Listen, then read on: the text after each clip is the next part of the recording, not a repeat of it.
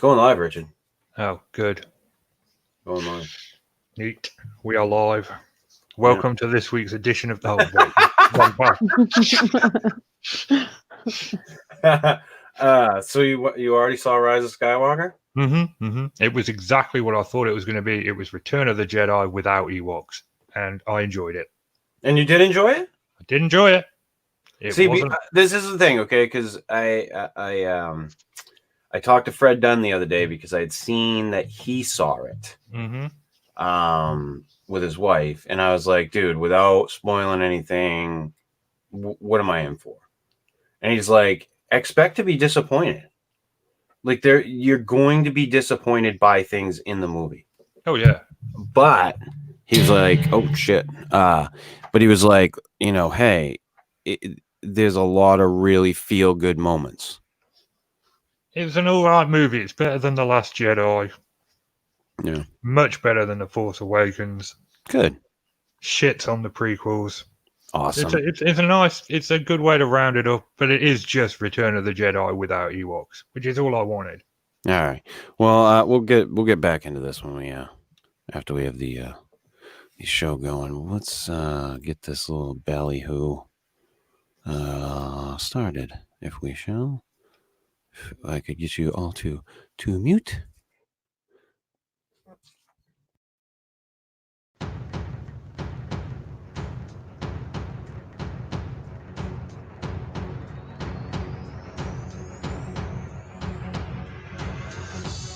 Once a week, three laddies come together from distant lands to talk about Bigfoot, Martians, ghosts, time travel, chupacabras, and the Sweetwater legend. I think we're all huge fans of the Sweetwater legend. This is the Fortean Slip with your host, Chris York. Say no to Quaaludes? Fuck no. Wait a minute. No. Say yes. Co-host Steve Alcorn. Like take a break, shut my camera off, go outside. And sometimes special guest Matt Knapp.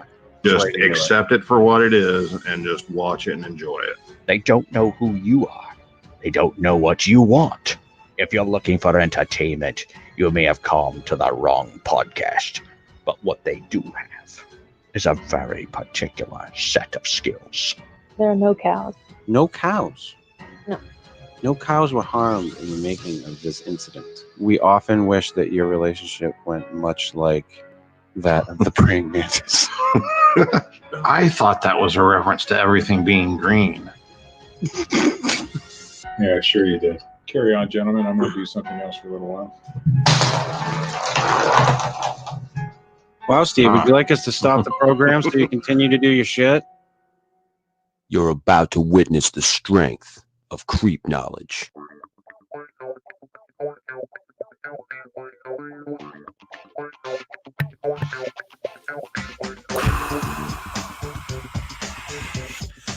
Good evening, and welcome to the Fortean Slip. I am without my normal co-hosts, Steve Alcorn, the Sweetwater legend, or Matt Knapp. Both are indisposed. Steve is at a Christmas gathering, get-together, if you will.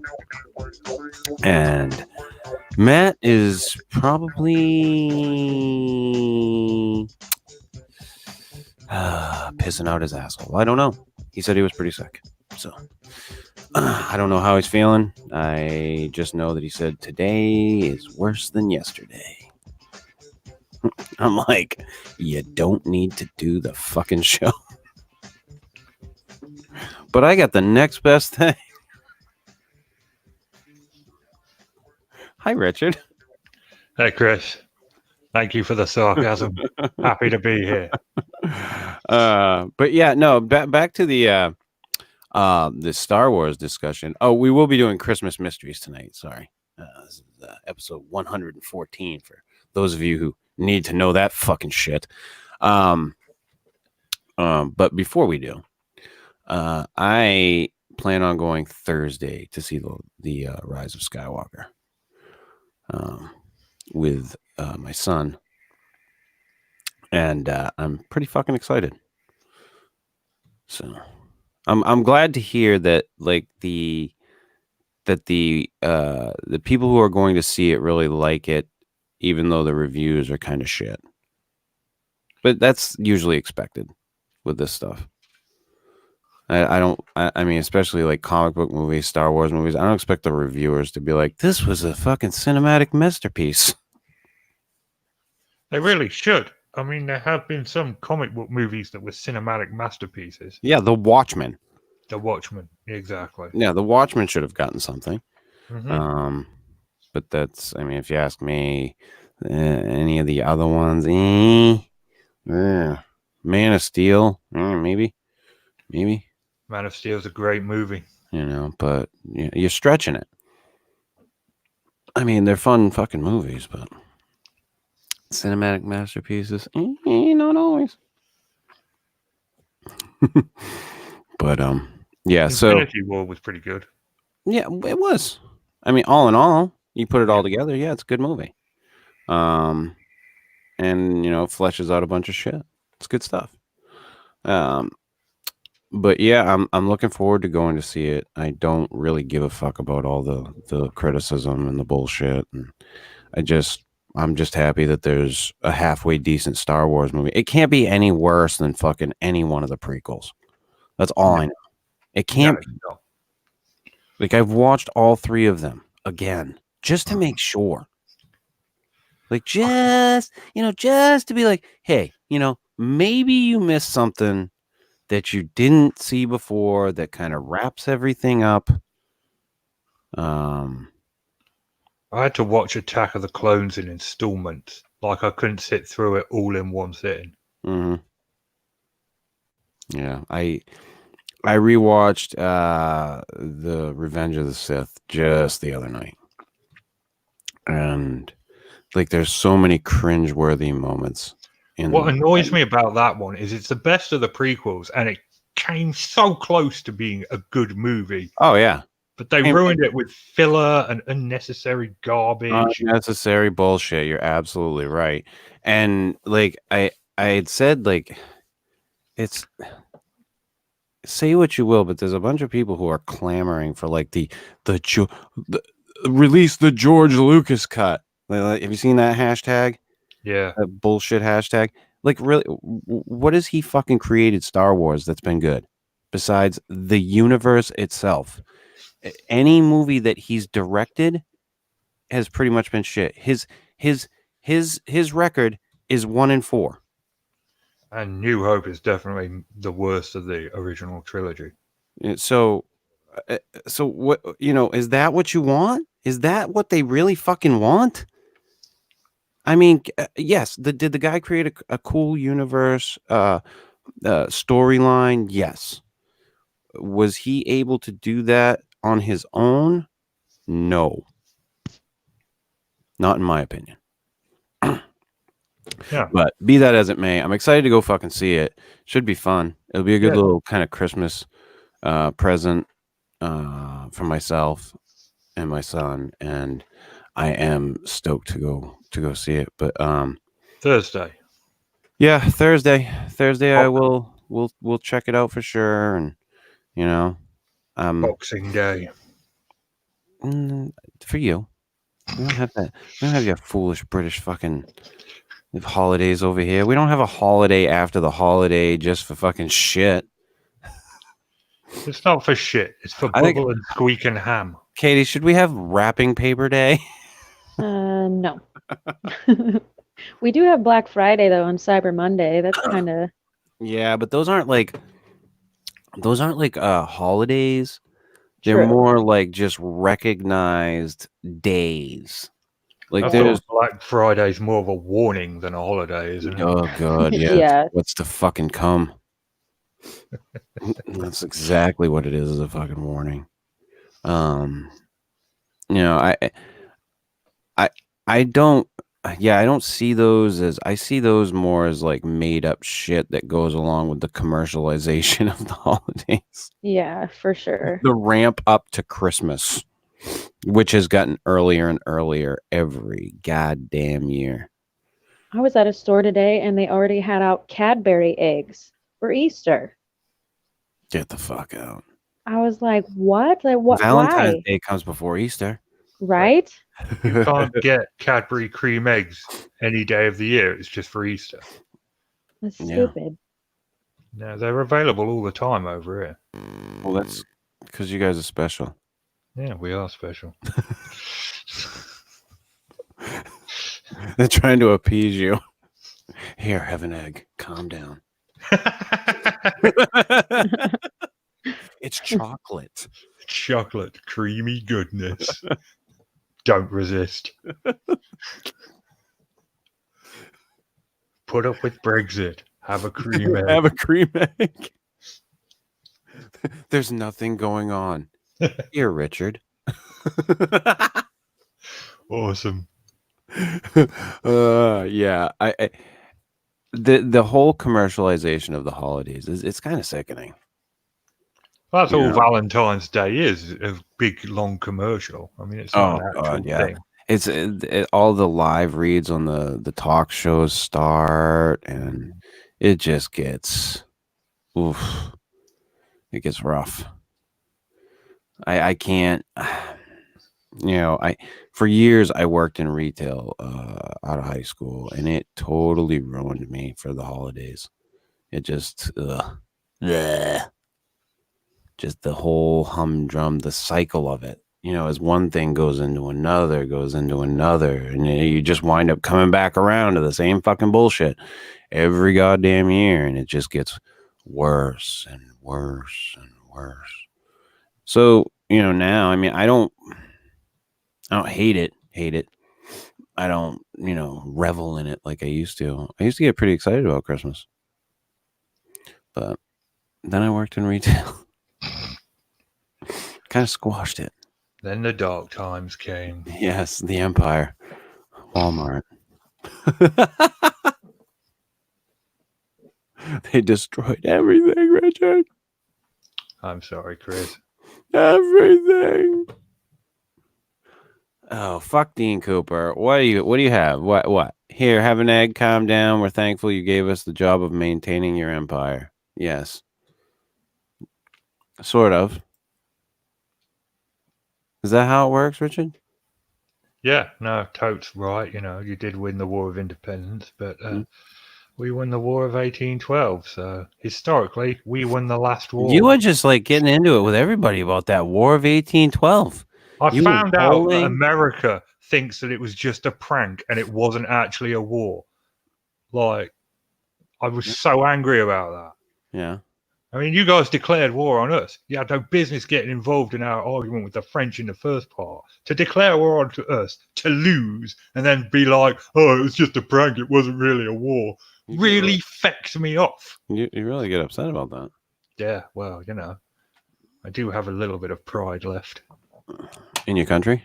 Yeah, tiny amount. Yeah, it's slowly going. Every day a little bit more just ebbs away. I got a lot back when the Queen fired Prince Andrew after that Panorama interview. I mean, literally fired him. I was just like, yeah, you do care. Awesome. Dude, I'll bet you he's avoiding tunnels and cars. So true. That motherfucker. Hey, here's one for you. What was the last thing to go through Diana's mind?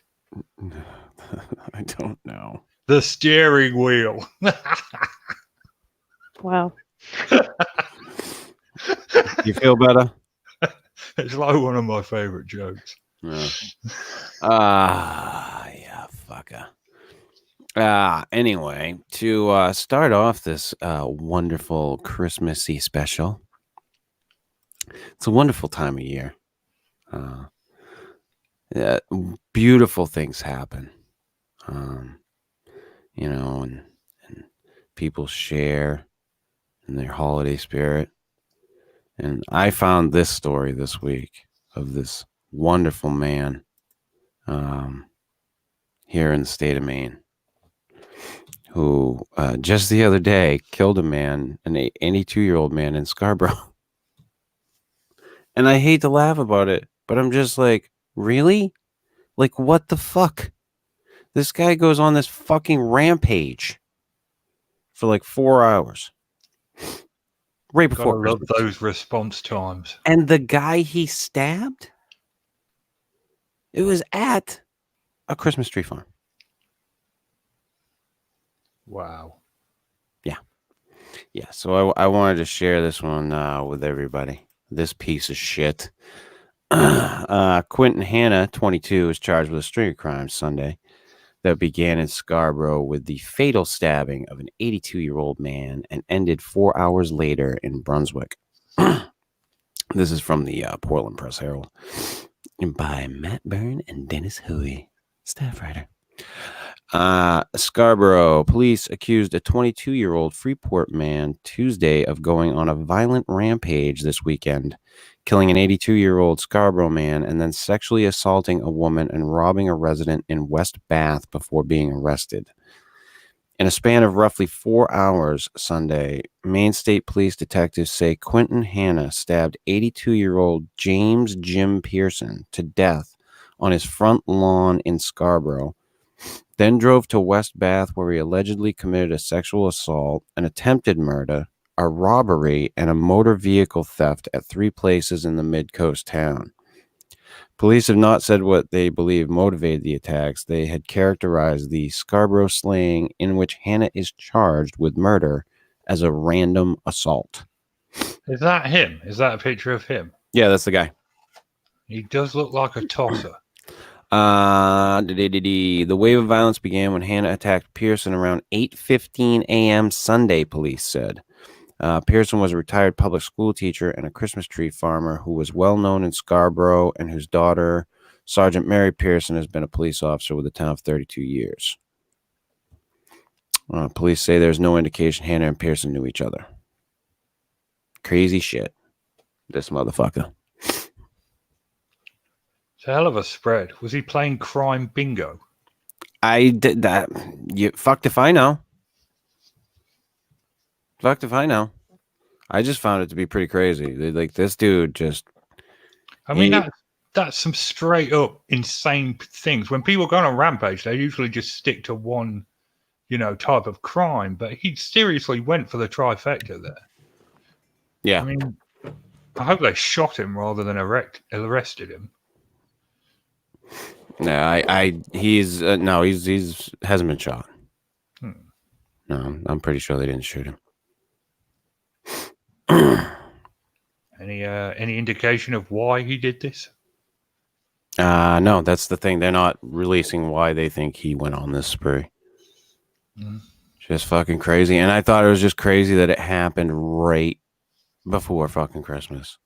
Like, there's not a lot of crazy shit that happens up here. This is a relatively quiet state when it comes to, like, I mean, you get some weird, wacky murders here and there. But for the most part, it's really quiet. So I just found it to be like, what the fuck? As if to reinforce your point, an owl just hooted loudly outside my window. Yeah. It did?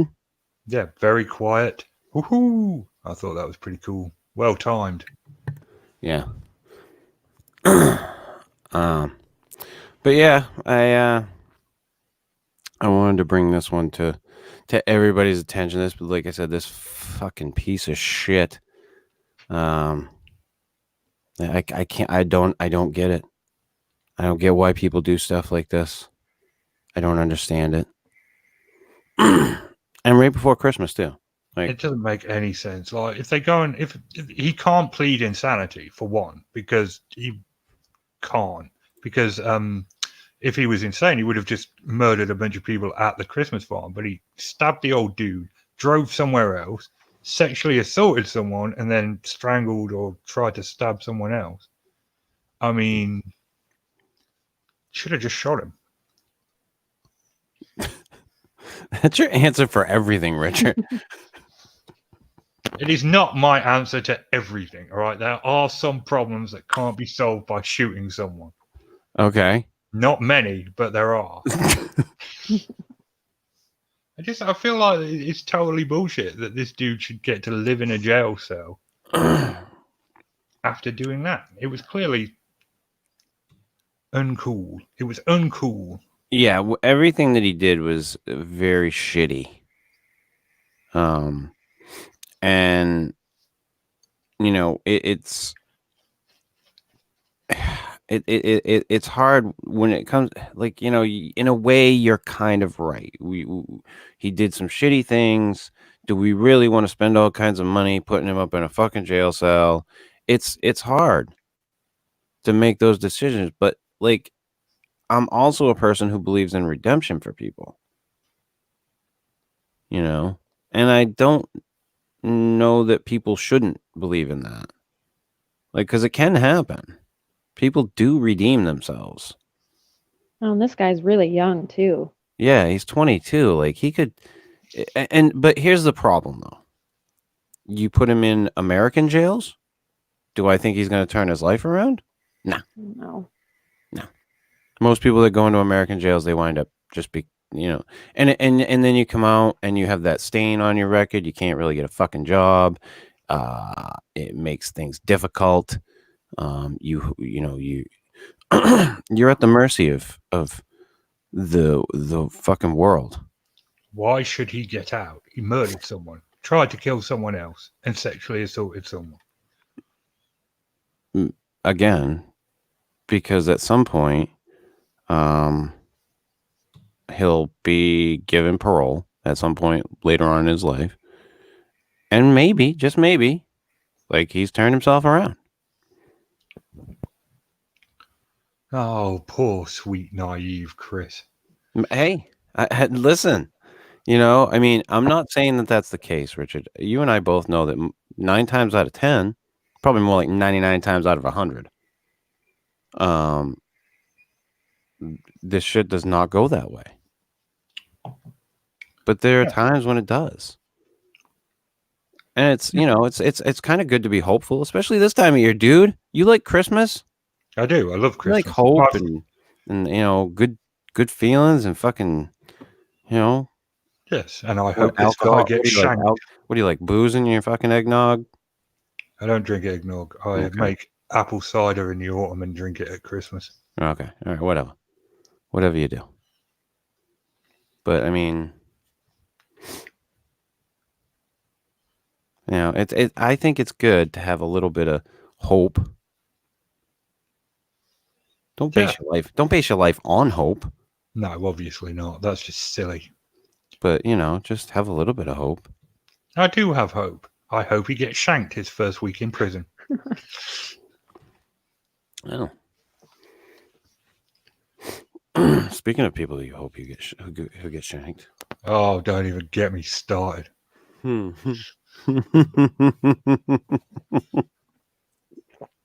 sure? Let's just say death's too good for some people.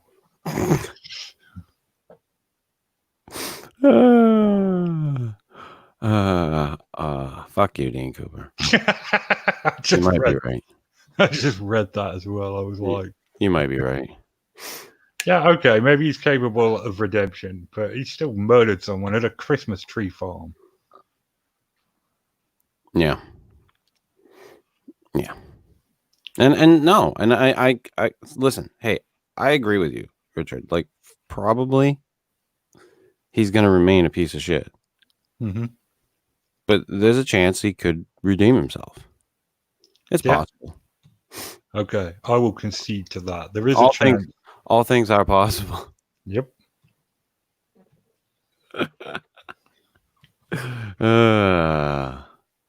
You know, we all make mistakes, Richard. You know? Hey, listen, I have made my fair share of mistakes, but I've never murdered someone and then driven off and committed more crime. Never went on a spree. Well, not like this jackass. It was last year, me and Gaz, but I wouldn't really call that a spree. More sort of like. Whoa. Don't fucking implicate yourself on air. I'm teasing. Listen, I know teasing. your buddy's in the clink right now. Oh, he's getting out early. Whoa. How early? Next week. Good for Gaz. Yep. Fucking everybody, give it up for fucking Gaz. Getting out in a week. Richard's life just became complete again. It did. He's not out. They're putting him in the little village outside of prison where you still have to report in every day. Oh, like the pedo village? Yeah, exactly like that. It's like you're allowed to get a job and stuff, but you're still technically in prison. You have to report in at a certain time. You're not allowed to drink, all that stuff. Right. So, but you'll have more access to be able to hang out and see him. Yeah. I mean, I'll take him on some jobs. Well, make money, murder rabbits again, like the old days. Yeah, because I'm sure, much like here, when you get out of jail over there, you have a hard time finding work. No, not over here. Prison over here is a joke. I mean, Really? I've been in American prison, and prison over here is a joke, let me tell you. How so? You get TVs in your cells, you're allowed cell phones. Wait a minute. Whoa. You get a cell phone in jail where you are? Yep. I want to serve my time in Great Britain. Can we work that shit out? Yeah, no shit. If anything happens, Katie, and can we find an attorney that can work that shit out? Right? Like, I'll serve my time, just I'll not serve here. double time if you send me there. And then I'd be cool because they'd all be like, hey, he's got an American accent. Right? They like that shit, right, Richard? Or the criminals not like that shit? They'd be talking about your mouth. Definitely, Chris. Now they're going to punch it. You fucking ignorant Yankee. Oh, God. That would be funny. Anywho, so the Christmas mysteries for Christmas this year. The two of these stories come straight from that damn fucking that chapter. That guy. I watched another one of his new videos this past week. I got to give it up to him. He does some good fucking work. That he does a real good job. He just can't say 13. Yeah. Yes. That makes it fun though. Or turd. That poor Irish fuck. Frank Smith, get on that. I want to talk to Mike. You're Irish. Find him on that island. Oh yeah. Actually, I left a message on one of his videos after I'd caught it, and he responded. But I said, hey, I want to get you on the fucking show, dude, and he hadn't responded back to that. So that sucks because I'd love to have him on the show. It'd be cool. Yeah, he's fun. Yeah, his videos are so enjoyable. Like he has a way about how he takes you through the story.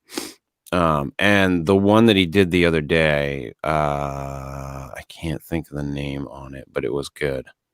I really enjoyed that. But the Christmas Mysteries one that he did, I had found, and I told, he did like 4 stories, and I told Katie to grab the first one and the last one. Because those are the only ones that I found to be like really interesting. And it's cool that you're actually here, Richard, because you know quite a bit about the Sauter children, right? Indeed, I do. Yeah. So, because Katie was gonna put that in for tonight, but we had already done it before. But I think it'd be good to just kind of like go over it kind of quick. All right. But so the first one we're going to look at tonight is the case of Latricia White, which is actually more of the case of like 3 people, but we'll get into that. So Latricia White was a 38-year-old nurse living in Lockhart, Texas in 1993 with her boyfriend Lee Wackerhagen. Great fucking name, Wackerhagen. Nicknamed Dub. Yeah, Well, Dub. Dub's 9-year-old son, Chance, was staying with them for Christmas. Dub and Chance. Sounds like something you name your fucking dogs. On the 27th, Latricia had not returned to work and her father was notified. He went to her home to check on her and found her in her bedroom, shot in the head 6 times. It was determined she had been killed late the night of the 26th. There were no signs in the home of a violent struggle. But Dub and Chance were not in the home, and Dub's truck was not on the property. The only clue left behind was a small footprint in Latricia's blood, assumed to be Chance's. Investigators scrambled to find them, not sure if Deb is a suspect for the murder or a victim himself. One witness told investigators that they had witnessed a heated argument between the family about Chance's behavior on the 23rd, but family confirmed they had gotten past it and still enjoyed Christmas together. They had also been confirmed spotted as a family out at a restaurant on the 26th, the day of her murder. On the 30th, Dub's truck was found, abandoned 30 miles away. All of his belongings were inside, including his hunting rifle, but it was confirmed not to be the gun used in the crime. I believe it had never been fired, right, Katie? Right. It was brand new. Yeah. And it was a totally different kind of gun than what was used too. So yeah. There were also wrapped Christmas presents in the back of the truck with blood smeared on them. The blood was confirmed not to be Latricia's, but they were never able to conclusively figure out whose blood it was. They tried to compare it to Dub and Chance, but that was inconclusive, if I remember correctly. right. Yeah. At this point, police highly suspect Dub and put a warrant out for him for first-degree murder. But the case goes cold from here. Neither Dub nor Chance have ever been found. Latricia's family strongly believes Dub is the killer and hope the case can someday be solved, but many people have called Latricia's ex-husband into question, thinking he may have a strong motive to murder her. Some people also call into question the police for not handling the scene correctly. But in 2016, police released a statement that new evidence had been found that points to Dub being another victim in this crime rather than the killer. This is why this one friggin' kind of spun me, because like for the longest time they're thinking that this guy had something to do with it, and now they're like, we're not so sure anymore. Right. They have not stated what that evidence is, which is probably smart that they're not doing that, by the way. Right. Because if they state anything, then somebody could come forward and say, "Oh, I'm responsible." By leaving shit out, it allows for somebody, if somebody comes forward with information, they can verify it. But they have stripped his warrant for the arrest and made him instead a missing person, which means the police really believe this. Now, the police have fucked up before. I also want to state that when it comes to like missing person cases and shit, there's been a lot of like some glaring errors in a lot of these high profile cases. They now strongly believe that this was a crime of passion by someone close to the family. An unconfirmed piece of the story: 4 months after the crime, Chance's grandfather received an anonymous phone call. All he heard was the voice of a young boy saying, "Help me," and then the phone being quickly hung up. He strongly believes that was Chance. That very well could be if they were kidnapped. I could buy that. But I've kind of been thinking that the evidence they found must have been that blood on the presents, because DNA wasn't really, a thing quite yet. It was just in on the verge. 93, yeah, it was Right. it was in its infancy. Yeah. So It very I'm well thinking, could be they might have some type of they might have a match. right. Or maybe, they can tell it like what are those things they do where they can tell if it's like paternal or whatever. They can tell if this person's like related to somebody else. Right. So it could be one of those cases. But this was one when he was going through it, I was like, oh man. Like, cause I was like, oh, it's totally the dude. The dude just like grabbed his kid and took off. Yeah. Right. That would make sense at a cursory glance. Yeah, like I'm watching the video. If you've ever watched any of these videos, he goes through these stories, and it's like 20 minutes, usually 15 minutes. And this story is like you get through like 10, 12 minutes, and the whole time you're like, yeah, it's the fucking dude took his kid. This is fucking cut and dry. Why is this a mystery? Stop wasting my time. Yeah, what the fuck are you talking about? And yeah, I was just like, what the fuck? But in the one I watched the other day that he did, like, you know, it's this couple murders their her first husband, and he's his best friend, and they collect the life insurance. Like, and you know, after the guy dies and the police can't figure out what's going on, the two of them get married, and the guy in the video, he goes, well, and they live happily ever after. Well, that's been my video for this week. Thank you all for watching. Yeah, he pulled one of those. I thought that was great. But yeah, and with this one, it was like when he spun it around to the end, and this guy is like now a missing person. He's not a person of interest. He's not a suspect. His warrant is gone. Now they think he's gone. And that I was just like, whoa, that's a weird one. Like, ugh, some strange shit. And the other one that I had asked Katie to grab was Annandale Jane Doe. The Annandale Jane Doe. And this one was weird to me. It's very simple but very strange. On December 18th, 1996, a groundskeeper at a cemetery in Annandale, Virginia, found the body of a woman in the infant section of the cemetery. She was lying on a plastic sheet on the ground with a plastic bag taped around her head. There was an 8-inch decorative sheet on the ground. 8-inch decorative Christmas tree lying next to her. She had a portable tape player and still had the headphones on her ears. She had been playing a comedy routine by Mel Brooks and Carl Reiner. She also had a Jeff Foxworthy and a Monty Python tape in her backpack. She appeared to be about 60 years old and was well-dressed in high-end clothing and jewelry. She had left 2 notes in her backpack, one addressed to the cemetery and the other to the coroner, each containing a $50 bill. The notes read, deceased by own hand, prefer no autopsy. Please order cremation with the funds provided. Thank you, Jane Doe. An autopsy was performed anyway and revealed that she had Valium in her system and a blood alcohol level of 0.14. It also confirmed she had died of suffocation. Police had tried to find her identity through fingerprints, dental records, and DNA, but without any luck. Since she was found so soon after her death, they thought surely someone would be able to recognize her. But after circulating professional drawings of her image, no one had. Police also thought she may have had a connection to one of the infant graves she had laid down by, but they were not able to make any connections there either. That was one of the first things I thought when they said that she died laying down in the infant section. I was like, yeah, it's probably one of her babies. One of them's her baby.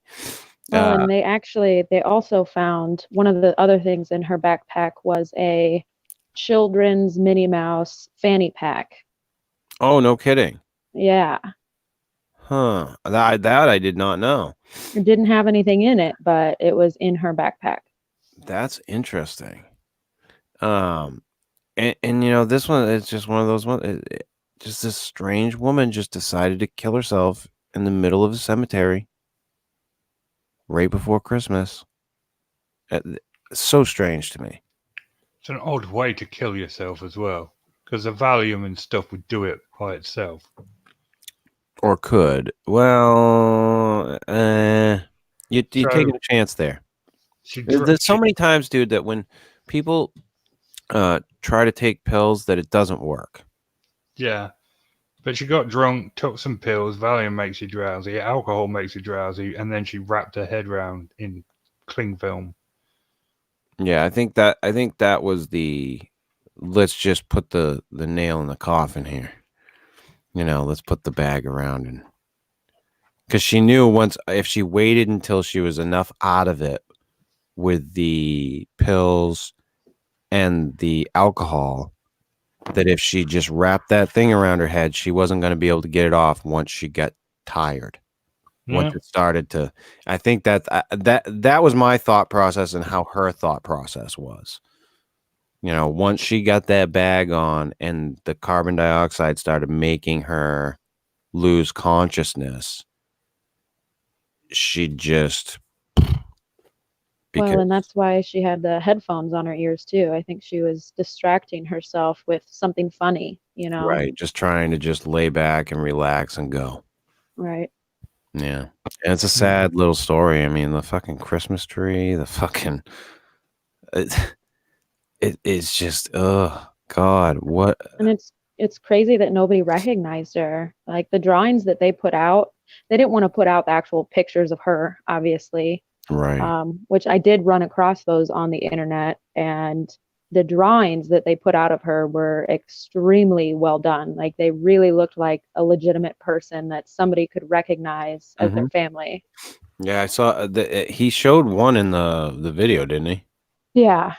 Yeah. And it was very close to what her post-mortem pictures looked like. Yeah. And I mean, this, like I said, this was just one that was sad. It is really, it just kind of hit you hard. It's like, really, were things so bad for this woman? I mean, like, I don't know. Like, I don't know what her life was like. I don't know if she had been diagnosed with cancer or if something bad had happened. Excuse me. But, I mean, Jesus, I guess. Ooh. But I've had friends who have gotten extremely depressed and, said something to me about it before. And it's just like, things aren't, listen, things aren't that bad. Like, just kind of breathe, relax. Take a pill, but not 10. That's your expert advice, is it, to someone that's depressed? Yeah, take a pill, but not 10. Just kind of calm down, relax. But I've had people, been like, not like that, Richard. Like, I'm not gonna be a dick about it, but like, I've had people who've said like stuff like, feeling shitty about things and and I've been there before. We all get fucking dark. Yep. It happens. But hearing this fucking story about this woman and what she did, and it's just a sad little story. The little fucking Christmas tree, Richard. It is a sad story. It's a very sad story. Fuck. And you wouldn't. The graves can't have been connected though, because like as KT said, surely someone would have recognised her if those graves had any significance at all. Well, see, that's the thing too, because some graves, when it comes to kids, and especially if she was in her 60s, like there could have been like unnamed children there too. And without those records and stuff, like I'm sure there's the remains of like, so I have a weird story. My sister had a twin that died. Really, she was never viable, so to speak. And those remains are buried in the cemetery, but there's no name. There's no stone, if I remember correctly. I haven't been over there in a long time. But I do believe that there is a stone for my grandmother's child that died in childbirth or before, and there's just a little stone that says Baby York. So I wonder if maybe like it's one of those things where the records kind of are fucked up. Well, yeah, and actually another detail that I found when I really dug and found some different articles she had a huge scar across her belly, vertically, and it looked like a giant scar from the way they used to do C-sections. Ooh. Interesting. Yeah, that's I mean it's very possible. But I would think that regardless of whether she was connected to one of the children there, I think it's kind of obvious based on the information that it had something to do with a child. Right. In my opinion, like based on the fact, the little fanny pack thing you were talking about, Hmm. the fact that where she laid down, the little Christmas tree, Yeah. I'm just everything to me says it has something to do with a kid that she lost.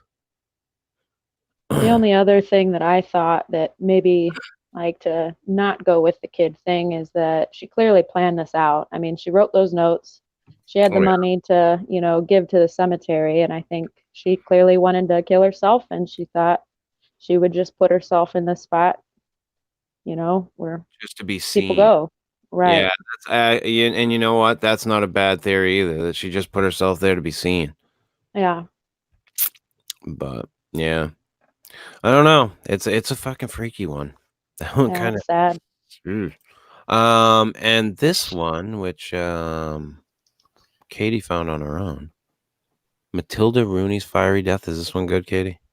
Yeah, I liked it. Fiery death. I mean, I can always go with one of those. What's not to like? In 1885, we're going way back. In Seneca, Illinois, John Larson spent Christmas Eve with Patrick and Matilda Rooney and their son, whom he was employed by as a farmhand. They enjoyed some evening drinks and went to bed. Larson remembers waking up in the night having a coughing fit, but was able to fall back asleep. When he woke in the morning, he found Mr. Rooney dead on the floor next to his bed, but Mrs. Rooney seemed to be missing. Their room was next to the kitchen, and the door had been ajar.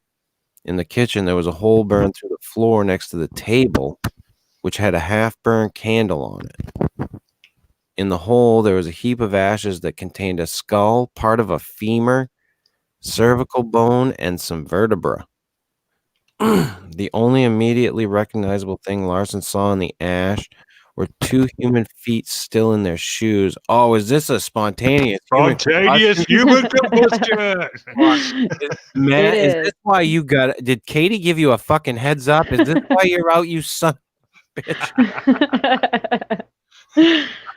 Oh, I love spontaneous human This pile of combustion. ash was the remains of Mrs. Rooney. He notified police right away. At first, they suspected Larson may have murdered the couple, but they were able to rule him out when they realized the pillow that he had slept on that night was covered in soot except for where his head had been laying, proving he slept through the fire. They believe he survived because the room he was in was upstairs and the door was shut. Investigators were perplexed. They could find no evidence of any kind of foul play and no use of accelerants. The fire damage was very minimal, only covering a 3-foot by 3-foot spot on the floor. That is what made the mystery so intriguing. For a fire to burn hot enough to burn a human body, it would have to be 2,500 degrees Fahrenheit. What's that Celsius there, Richard? I don't know. Fucker. The only damage from the fire beyond the spot on the floor was the layer of greasy residue on the walls throughout the house, presumably from the burning flesh of Mrs. Rooney. Oh, God. The coroner had determined that Mr. Rooney had died from smoke inhalation and ruled Mrs. Rooney's cause of death as spontaneous human combustion. Ooh, yeah. There it is. It exists. 1371 degrees. Beliefs in 1885 on this matter was the amount of alcohol she had consumed may have led to the combustion. People believed it could have been divine retribution for drinking so much on a sacred holiday. Fucking love spontaneous human combustion. Old Mrs. Rooney randomly turned to a ball of fire after soaking her feet in kerosene, drinking heavily and smoking. The case was never solved beyond the idea of spontaneous combustion, and further investigation into a motive for Larson was never done because he sadly died 2 weeks later from the smoke inhalation from that night. Modern science has yet to find an explanation for cases of spontaneous human combustion. Unless you ask the kids in South Park, she probably held her fart in for too long. Good ad, Katie. No one's ever discovered the secret behind spontaneous human combustion. Wow. Well, they're obviously not looking very hard. I mean, come on. Jesus Christ, it was moonshine. That's what it was. She was drinking moonshine. She's a Always smokers. They always drink heavily. Gee, I wonder what happened. I wonder what went down. Whatever could have happened. It's a genuine mystery. Oh shit. Oh. Yeah.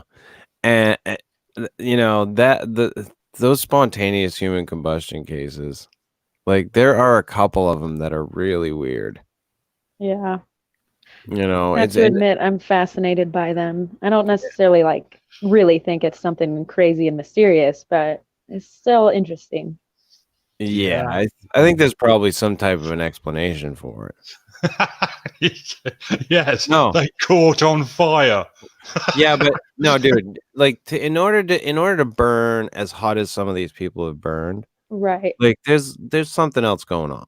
That is the thing, and like, why didn't the rest of the house catch on fire? Why didn't the rest of the house catch on fire? Why was it such a flash quick thing? Why did it burn so much of the person? The answer to that is actually quite disgusting. Yeah. Human beings burn like candles. Yeah. Like we're a wick, and like the wax which is our skin, obviously just melts off us, and that's why the rest of the house doesn't get burned, because the fire is just centraled on us.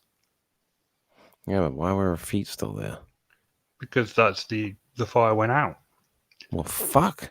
That's 90% of human combustion cases. What are you fucking Phil Pauling tonight? You ruining shit for me? Sorry, I was terrified of spontaneous human combustion when I was a kid. I looked into it. Yeah. And then you were like, fuck. Fuck, this is a load of bollocks. This is some shit.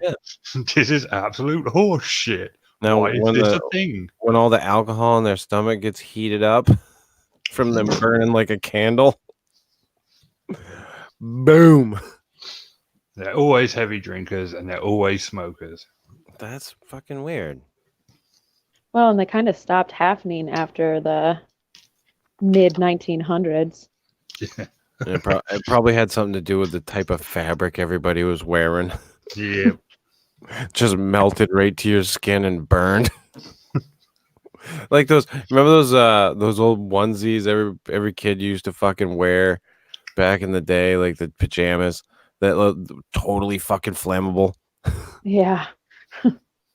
The most absurd theory for human spontaneous combustion I ever heard was the flame word.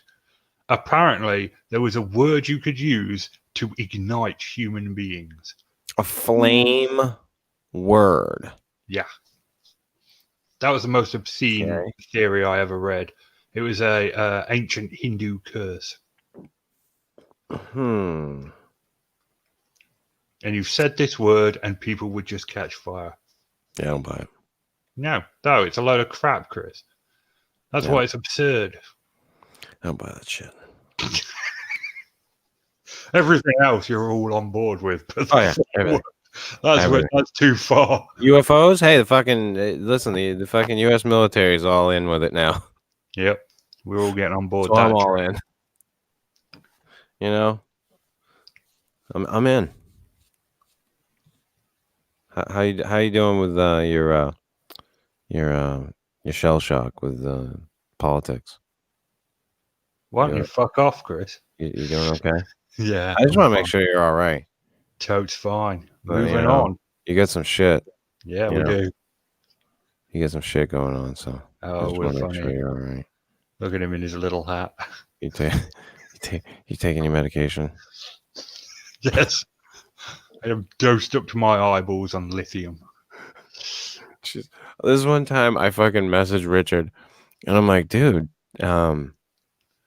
because I'd messaged him like a few times during the week or something, and I just hadn't gotten much from him. And anytime I had talked to him, he was just really, and I'm like, is everything okay? And he's like, yeah, I'm just I'm having a rough one, and I'm really dosed on lithium right now.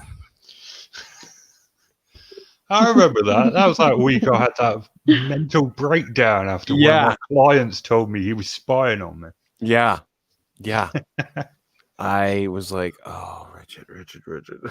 That was right after Christmas as well last year. Yeah. That was actually the bloke Gaz robbed to go in prison. Funny story.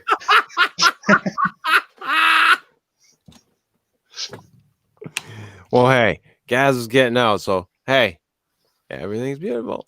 Yin yang, Chris. Justice, balance. That's all it comes around. So now the slaughter children happened on Christmas too?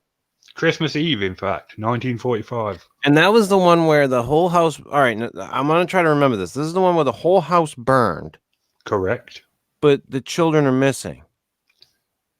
Yeah. Okay. So the house burns down. George and Jenny sort of get out with 4 of their 9 kids. 5 of the kids are still in there. Now, no bodies ever been found, no remains whatsoever. Okay. And apparently the house didn't burn hot enough to completely dispose of the ashes, but there's been no sign of them since then. And then George and Jenny went on this huge crusade. They got a picture in the 60s. Louis Sodder, Frankie Loves Boys, A39, something whatever, that they thought was him. I mean, there were a bunch of leads. The long and short of it is they don't know if the kids died in that fire or not. It's this whole thing. It's a very sad story. Yeah. And we did a whole show on it. We did a whole show on it. It was really depressing because, like, Yeah. you know, there's so many elements. It's such a weird story. Like, the police chief buried some cow remains in the ashes of the house to try and give the family some closure, and then admitted he'd done it. So where's the closure there? They did find some bones there, but apparently they were from an adult and not from children. There was an insurance salesman that threatened to burn their house down a week before the fire. That's some weird shit. His truck was sabotaged. The phone lines were cut.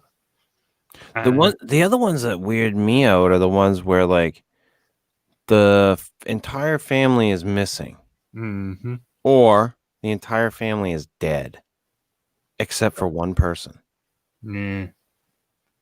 and it's usually the father. Yeah, there's a bunch of those cases where, like, people get cabin fever and whole families just run out, get into a car and just drive, and, like, eventually realize they've gone mad and go back to their house, and then like nothing weird happened. And we did that story about that German family around Christmas that all got murdered by that dude that was living in their attic. I don't remember that one. The fucking dude living in their attic? Yeah, that's horrifying. It was in Germany. They had this little farmhouse out in the middle of nowhere, and they kept finding footprints around the house in the snow, and they couldn't figure out where they were coming from, and then they just all turned up dead. And when they investigated it, they found out someone had been living in their attic the whole time. I remember there was one story I had heard about where, like, these people thought they had, like, a ghost in their house or something. Yeah. And come to find out, it was like a fucking homeless person or something living in their attic or something. You know, like sneaking down into the house late at night to get food. Yeah, there was that crazy woman they caught in Nevada who was living in, like, the wall of a house. Yep. Yeah, I remember that one. You get some creepy shit, man. Could you imagine that, having somebody fucking living, like, inside the walls of your house? It's literally my worst nightmare. Right, like, for somebody like you, that's like the shit you don't want to think about. If that actually happened, I don't know. Lithium would just be like the tip of the iceberg. And Richard's already ripped out all the walls in his house, just to be sure. He's like, Go around, filled them all with insulation. Yep, nobody getting in here. go around with a stethoscope once a week. Anyone in this wall? Anyone in this wall? I don't hear a heartbeat. I don't hear a heartbeat. Put the ferret in there every once in a while just to make sure. Oh God, that's terrifying though. Like the Oh, idea God, of it's somebody horrible. living in your fucking house, that's terrifying for me. It's like one of my worst nightmares, because if that happened, I don't. Well, dude, if that happened, that would turn you into one of fucking agoraphobe. Yeah, that'd be tinfoil hat time, mate. You'd be all done. Like, send you to the goddamn funny farm, dude. Like, there'd be no helping you. Listen, if you didn't you wouldn't even have agoraphobia at that point. Like, if somebody was in your house, you wouldn't feel safe anywhere. They'd have to put you in a fucking straitjacket and just give you drugs. Yeah. So, if anyone's looking to give me a good Christmas present, we are talking jape of the century. If you're getting on. God almighty. And like the gall on these people that fucking do this shit. They're not fucking ballsy. They're desperate, man. Well, yeah, they're desperate, but it's just still, man, it's like that's some fucked up shit. Well, the ones that just live in the houses, that's not especially fucked up. The ones that kill the family when they're eventually discovered. Oh, yeah. That's the fucked up ones. Yeah. And then you have that story, like that woman that I had found the documentary of, who they released her from a mental hospital in New Hampshire because they were cutting costs and they didn't have beds. So they just released her onto the street. And they gave her I can't remember how much money. She grabbed like a bus ticket somewhere. And I realized after I'd seen where it was that I'd driven by that place. I don't know how many different times. But she found this house, this abandoned house, this empty house. But what it was a brother and a sister had been left it by their parents. And they were just sitting on the property, and they were planning on selling it, but they just didn't, they didn't have anything to do with it right now. They were just kind of like letting it sit. And so she started living there, and this was towards like the end of the summer, and she found an apple tree nearby, and she just started eating just apples. Off that, and eventually it got cold. And she didn't have any more food, and she didn't dare go anywhere because she had so many mental health issues, and there were people like right across the street that could have helped her. Yeah. And the only reason she was able to survive so long in the house as she did was because there was a pilot light for the furnace that was still on down in the basement, and enough heat had come up to kind of keep her warm if she huddled over the vent. And she wound up dying right over the friggin' vent. And she chronicled the entire thing. She wrote it all out in a journal. It was crazy. And she couldn't reach out to the people. Like when the people who owned the house actually came there at one point when she was there, they thought they heard kind of some weird shit or noticed some weird shit, but she just hid from them, and they never found her. And she only went out at night.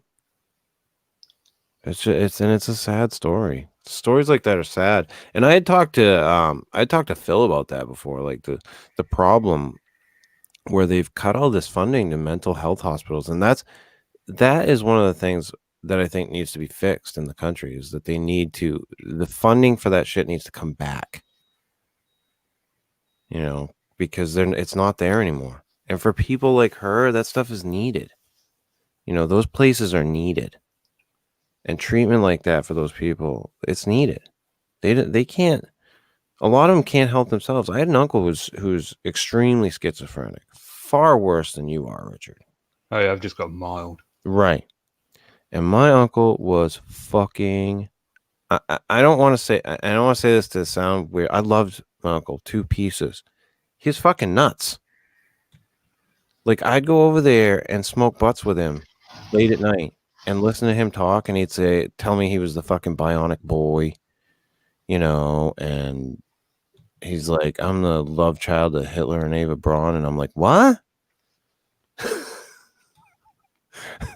The best one, though, was he told me that my grandfather and my father took him out in the middle of a field in the middle of the Civil War and butt fucked him. Jeez.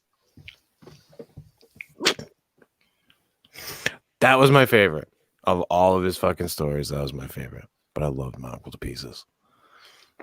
And he died very young, and it was tragic. But, yeah.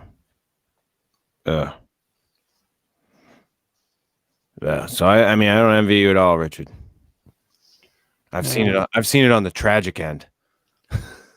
I have spent time in institutions occasionally, and you always end up in wards with other schizophrenics. So I know how bad it could be. You know how bad it can really be. I mean, there was this dude Barry that tried to kill the milkman because he thought he was a spy. Oh, Jesus. Yeah, and I mean, like, for people like my uncle, that treatment should have been there, and a lot of times it wasn't.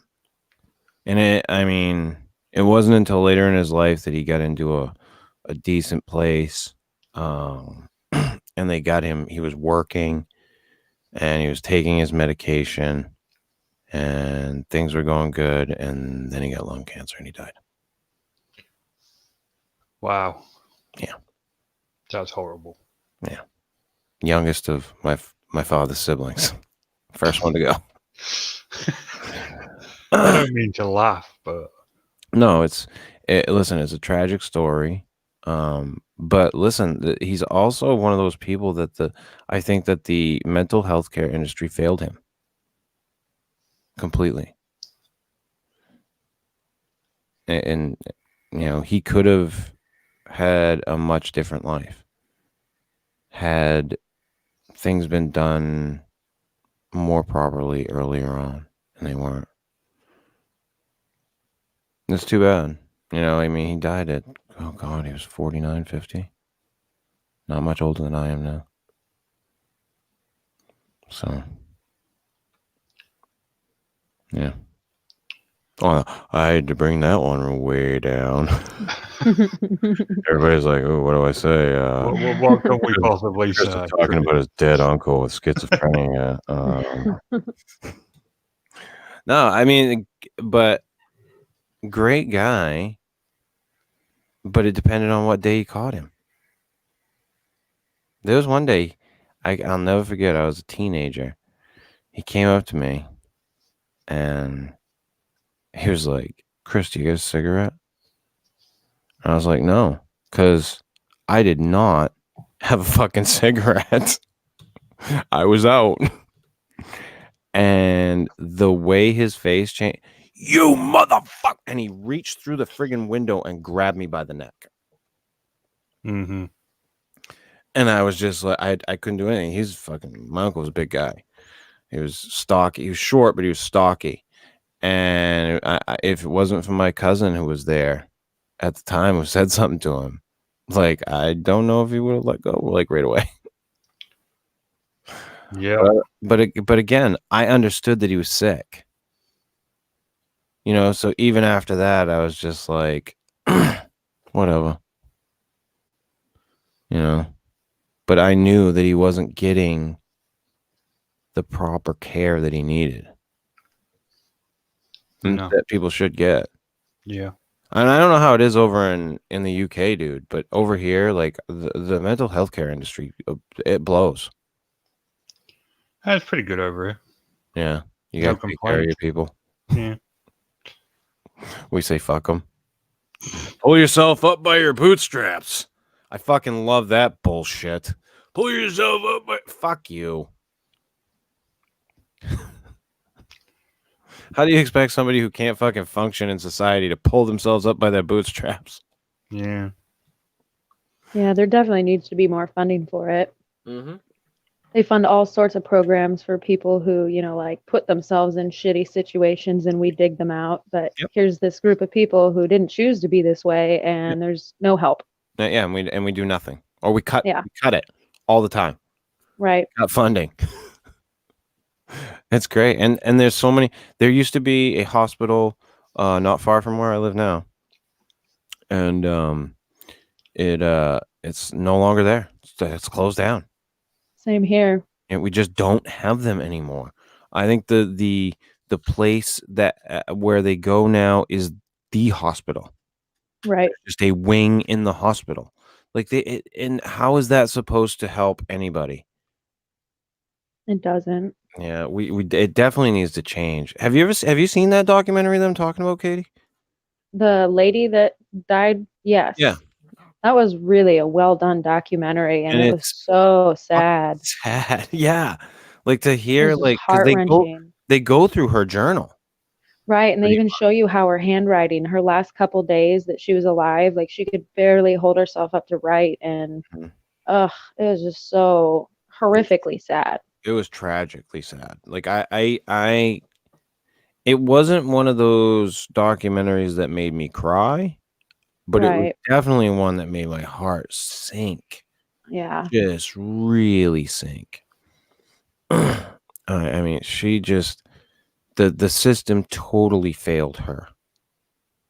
And then to just know that, like, as you're watching that documentary, that people were there. Right. Like, she could have gotten help. She could have still been okay, but no. Yeah, and she even knew that there were people over there. She had looked out the window and seen. She noted them in her journal. Yeah. Like, oh God, it's when I hear stories like that, it really just, why are we letting, like you were saying, Katie, why do we give to people who've fallen on hard times, but someone who can't help that situation, period, we just fuck you. Right. You It's know, not to say we shouldn't help those people that fall into hard No. times, but yeah, there should be, plenty of funding for, the innocent people first. And everybody's talking about mental health with the whole gun issue now. So Right. why shouldn't it be important? Why the fuck shouldn't it be? But yeah, and I don't think we should go back to having hospitals where they do fucking electroshock therapy on people. Right. That stuff No. needs to never ever come back again.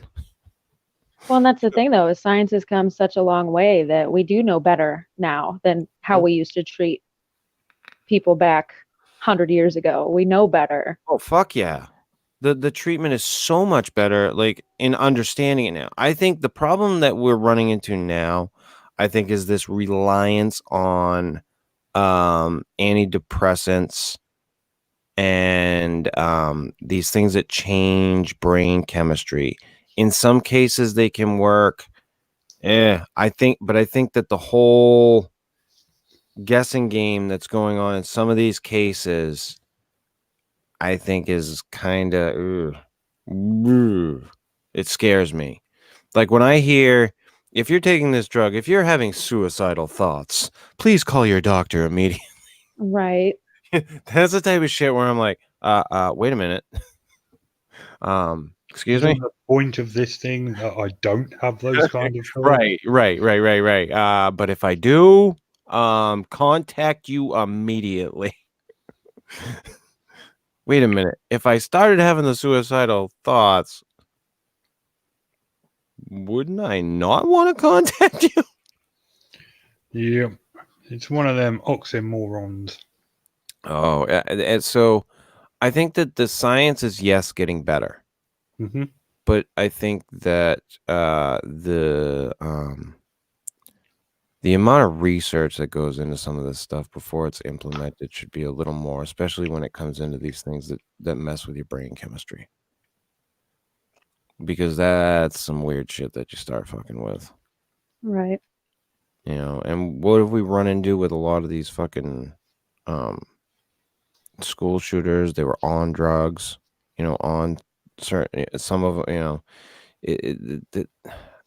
and it's been a huge mental health issue, which keeps getting swept under the rug for some reason. Like they bring it up when the shooting happens, and then like it's somehow swept under the rug. We don't want to talk about it anymore. But I think it's something that should be really looked at. I mean, how can we let these people just fall by the wayside? Because we've got much better things to spend money on, Chris. Yeah? Yeah. I mean, they are coming out with better Xboxes and PlayStations all the time, Richard. Yeah. We've got Brexits to fund, impeachments to make. That's right. That's where the money needs to go, not on important social issues. Richard, bullshit makes the world go round. That it does, my friend. My favorite thing recently is, well, not to get like sorely political, but is everybody's like, name me one president that's done anything like this, who's obstructed justice. Bill Clinton. Over a blowjob. So wasn't that Nixon's whole deal as well? Yeah. So and then I was like, okay, Reagan did all kinds of shady shit that everybody forgets about. The fucking Iran-Contra deal. Well, that was Ollie North. Yeah, good old Ollie North. You telling me that fucking Reagan didn't know about that? Yo, full of shit. Well, not officially, Chris. Officially, it was Ollie North. Officially, he couldn't fucking tie his own fucking shoes. Yeah. Jesus Christ. But listen, the shit happens. And people act like it's fucking something new. It's not. And then the other side acts like it's fucking treasonous and it's unlawful. It's like, gee, dear fucking Christ, shut your fucking mouths, all of you. The whole fucking lot of you. You know what we need to do, Chris? What? We need to shoot them. All of them? All of them. Dude, it'd be a pretty empty planet. The perfect life. Richard wants the life like that fucking, what's that French book there, The Little Prince? Just him on the little globe. He can walk around it in a day. No. There are like a few people that can survive. Oh, Gaz? Gaz can survive, yeah. I suppose Sophie as well, because you wouldn't have to worry about him being in jail anymore. Yeah, that's true. We could rob as many people as we wanted. Oh God. No, I get sick of it. I get sick of it. It's stupid and ignorant.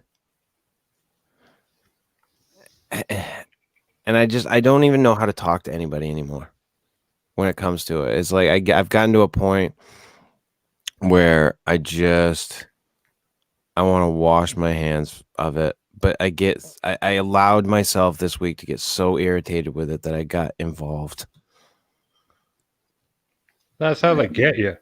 That's what happens. They wear you down, burn you out until you start reacting, and then you're just the same as. And I want to state this for the record for everybody. Like I'm an independent.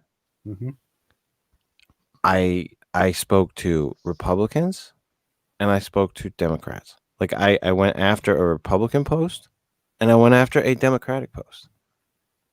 And I literally got the same reaction from both sides. When I said, why don't you guys spend your energy, like, instead of, like, trying to bash each other, like, reach out to one another. Like, try to reach across the aisle. Instead of, like, calling each other assholes and saying, fuck Democrats, fuck Republicans, whatever. And the response was, like, literally almost exactly the same on both sides. They didn't say fuck off, but they might as well have. They do say fuck off. They just use different terminology. And, whether it's these idiots that think that they should take up arms and start a civil war in this country, Oh, And that'd one be of them was hilarious. in our chat room earlier. I don't know if he's still fucking there, the dumb cunt. Who Don't get me started. think that they should take up arms and start a civil war in this country. They think they should kill other Americans because somehow an injustice has been done with this impeachment process. I hate to break it to you. This impeachment process has happened as legally as every other fucking one that's happened. It's just a showboat is what it is. It's just a waste of everybody's time, money, and effort. And you know what? I agree with that, but it's their fucking right to do it. Yeah. I don't know. A civil war might be good for a laugh. No. Well, yeah. Listen, Richard, it's not good for anything. The idea that these people think that it's a good idea to kill people, that this is what demands our revolution. Like, really? Like, change the fucking government. You want to start a revolution in this country? Go after the government. Change it. Make them fucking change it, but none of you will. Not a single fucking one. Because to organize, people would have to agree on something. That's why a civil war would be funny. It'd just be like groups of 10 or 15 people fighting each other under different flags. That's stupid. And we could put them like in the Mojave Desert and be like, all right, sort it out, lads. Whoever gets the biggest sand dune wins. You can make a reality TV show of it. I've just had enough of it. I've had enough of this demonizing of one side or the other. I've said this many times before. Matt and I have talked about it on the show. Matt and I tend to disagree politically. I can have a better fucking discussion with Matt Knapp than with people that I tend to agree with nowadays. How fucked up is that? How fucked up is it that I can probably 75% agree with these fucking idiots, and I still can't have a rational conversation with them? It's fucking unbelievable to me. But yeah, I can have a conversation with somebody that I completely disagree with, but he's a rational human being. Let's face facts. Yeah, Matt's a cool bloke. I mean, and I'm not saying that I can go talk to any Republican and have a rational conversation. I'm just saying, Matt. But it's kind of sad that I can talk to him about those same types of issues, subjects, whatever the case may be, and I can have a more productive conversation with him than I can with people that I mostly agree with. but there's mutual respect there. Yeah, but why is it that I can't talk to people that I agree with right now? Somebody fucking explain that to me. Yeah, I don't think there is an explanation. Yeah, it's definitely a strange time we're in right now. Everybody's got all these opinions and they just want to fight them until the death. And oh yeah, well, they have to hate Trump, and if you don't, and you align with them in their beliefs, but you don't hate Trump, then for some reason you're not in enough. Well, why? You have to. He's horrible. His rhetoric sucks, but beyond that, what do you want? Just get him off Twitter, and I'd be a fan of his. Yeah. Yeah. I mean, I'd fucking love it if he'd smarten up with the shit that he says, but that's why they put him in office. Yeah. Right. That's so why would he stop doing what put him in fucking office to begin with? I mean, I'm not gonna shit on the guy for doing what works. Hey, it worked. It worked. It got the job done. Did I think he would be my president? No, but he fucking is. I was surprised. And you know what? For the record, he's done some good shit. Yeah, Mhm. he's not So- a terrible president. You know, so whatever anybody wants to say, was I supportive of him? No. Nope. When he was running? No. No. Fuck no. Absolutely not. Is he my president? Yeah. Has he done some okay shit? Yeah. Has he done some fucking shit that I don't agree with? Yeah. So at the end of the day, he's pretty much like every other fucking president I've had. Yeah, Well said. exactly. So calm the fuck down, people. This is not the fucking end of the United States. He's not gonna fucking take over the country like a goddamn dictator. If any of you think that the Secret Service at the end of this is going to let him stay, I mean, everybody's like, "Oh, we'll have to forcefully remove him." No, no, we won't. I mean, it baffles me that people immediately go to that. And, you know, yes, his rhetoric fucking blows. I don't agree with it. But at the end of the day, what has he done that's been so fucking horrible besides say some fucking shit? Do you know what really irritates me? Is the fact that in 2024, when he's unelected and, well, when he served his term and the Democrats get When in, they have to remove him from office. and the Democrats get in, this whole thing is going to start again, only it'll be the Republicans calling for impeachment and the Democrats. Oh, we swing that fucking pendulum. Yep. I think Katie can agree with me on this. We Mhm. swing that fucker one way and then we fuck wing. Yep. Then we It's fucking wind it. consistent. We wind it the other way. Yep. It's crazy. Like we went from Bush to fucking Obama.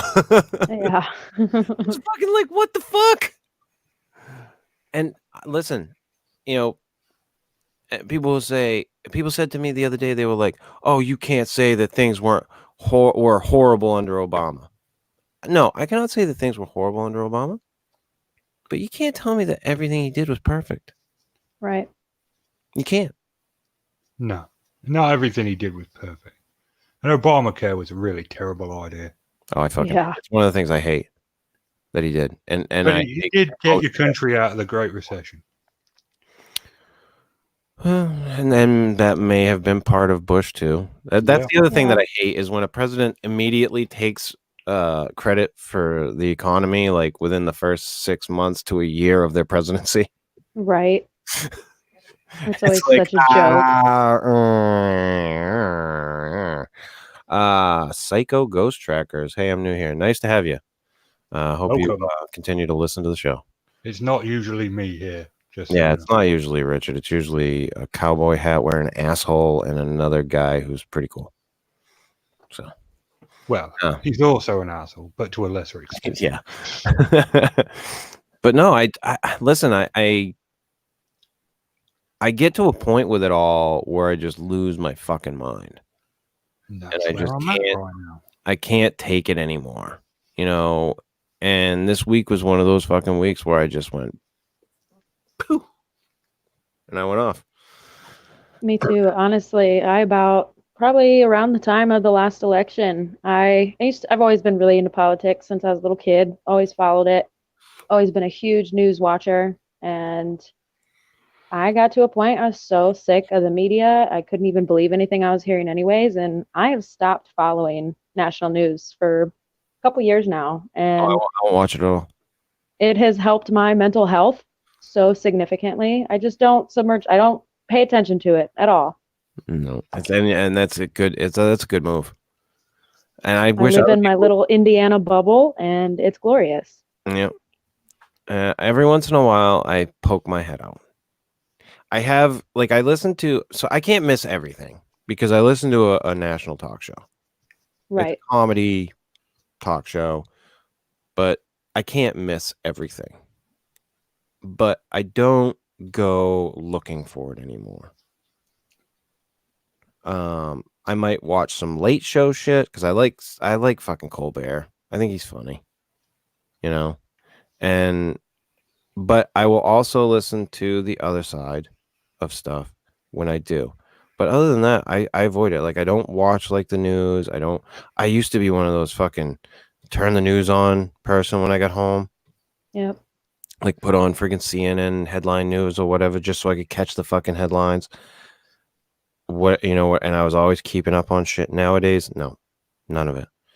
If I don't pick it up somewhere, I'm not, I'm more interested in finding out something to put on my goddamn like page. Find me the newest meme.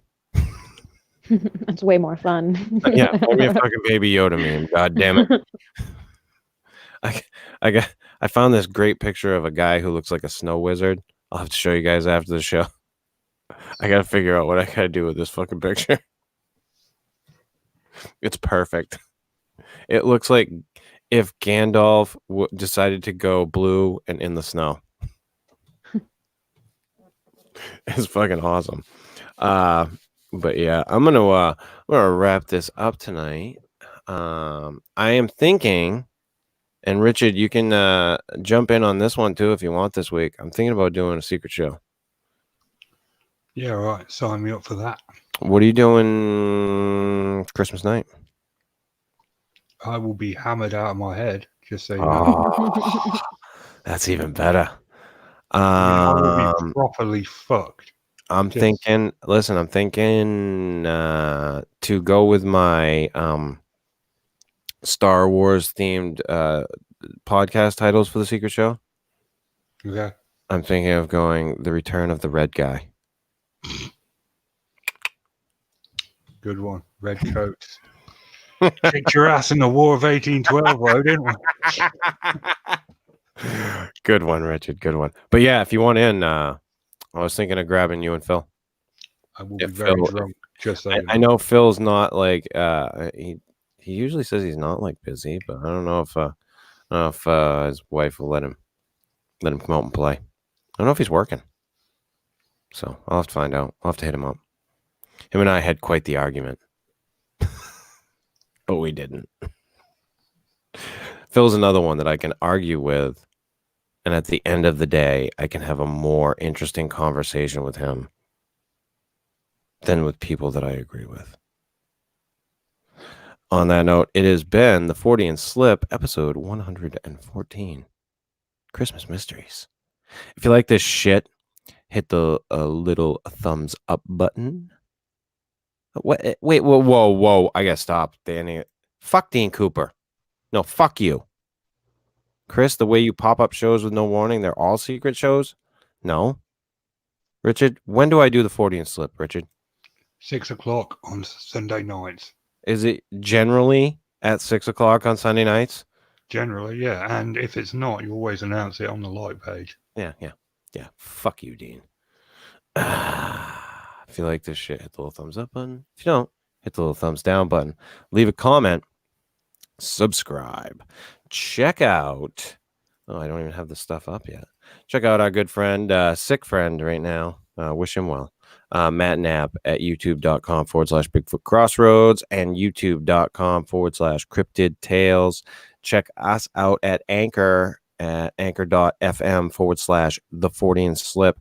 Listenership there is growing very well. I love it. Check out Richard's comic strip, Bigfoot with Keith and Colin. He did his 3,000th comic strip over the past week. The Bigfoot Devil went down to Georgia. I'm really proud of it. And I posted it on the Fortean Slip like page if anybody wants to see it. Check out Bigfoot with Keith and Colin on Facebook.